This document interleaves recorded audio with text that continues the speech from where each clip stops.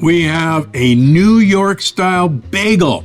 Next up, we have the New York slice. Are your local favorites fueling your health or filling your waistline?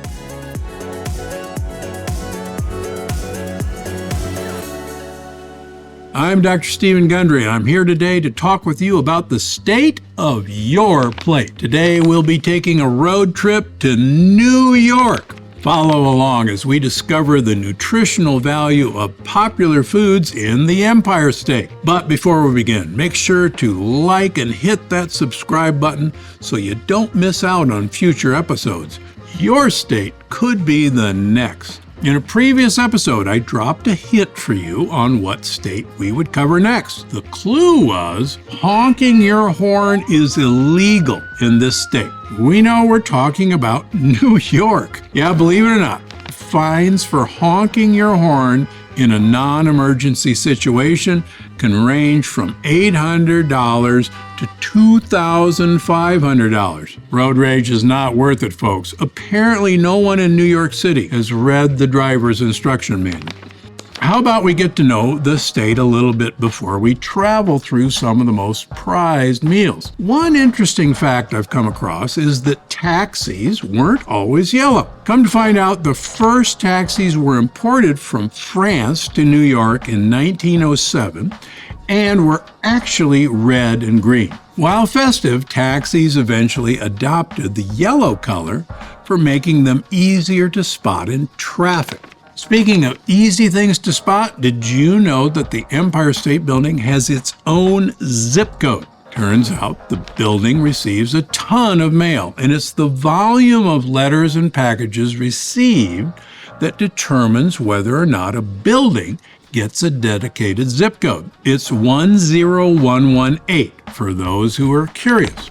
Now, we're all familiar with the I Love New York slogan. But were you aware that the logo was designed in the back seat of a taxi?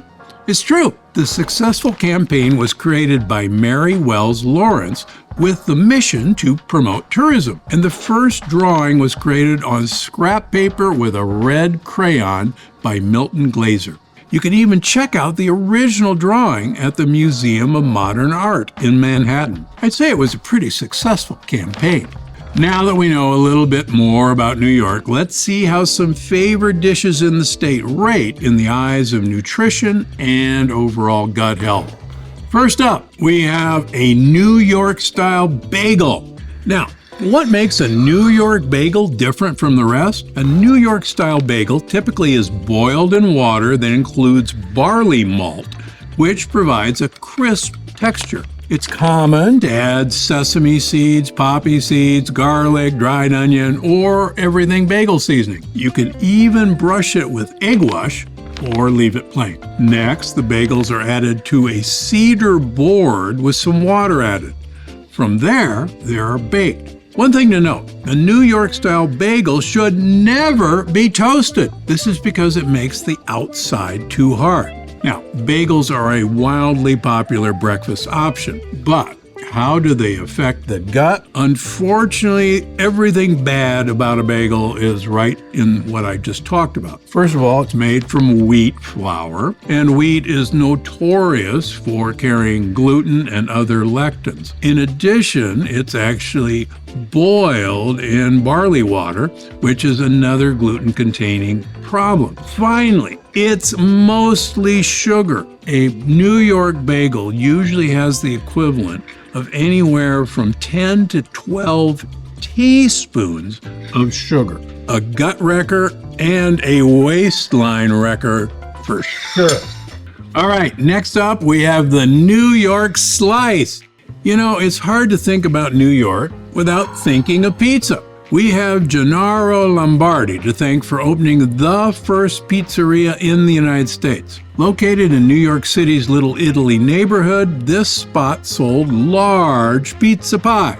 So how did we go from the full pie to only selling by the slice? Seeing that most people couldn't afford a whole pie, restaurants began selling individual slices.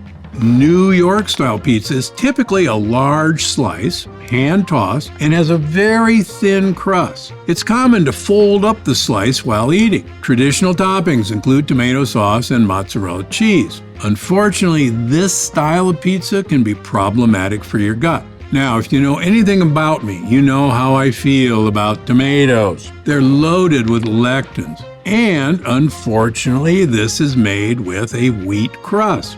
Gluten and the other lectins make all this combination a disaster for your gut. Sorry, folks, the mozzarella cheese on this is not mozzarella from buffaloes. It's actually from cows. And that, unfortunately, has casein A1, making every ingredient in this delicious-looking slice really bad for your gut.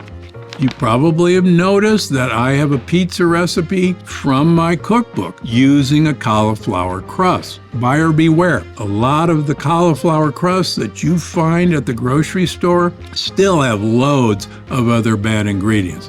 Read the label carefully, even if it says cauliflower. And finally, we have black and white cookies. The black and white cookie was created in Manhattan by Glazier's Bake Shop back in 1902 by Bavarian immigrants. It was one of their first recipes. One side consists of vanilla frosting, while the other consists of chocolate. Also known as half moon cookies, the texture is sponge-like and has the qualities of both a cookie and a cake. Sounds like the best of both worlds, but not so much for the gut. Some additional ingredients include buttermilk, all-purpose flour, sugar, vanilla extract, corn syrup, and baking soda. Now, you probably heard a list of things that you should not be eating, like enriched white flour, like corn syrup, like sugar. These, unfortunately, look good, taste good, but they're bad for your gut and bad for your waistline, even though your tongue might be so happy. Bye. So let's do a quick recap of each dish. So not only does this have wheat, but it's got a ton of sugar, even though it may not appear on the label. And you're going to get probably 10 to 12 teaspoons of sugar in a whole New York-style bagel. Pizza, what can I say? It's not from Italy, so it doesn't have the right cheese on it. It's got tomato sauce, and sorry, it's got a crust made out of wheat flour. All of these bad for your gut. And the beautiful black and white cookies, sugar, wheat, flour, it's a no-no as well. All right, it's time to get the map out. Now, let's determine whether or not New York is a gut-healthy state based on some of the popular meals we just went over today.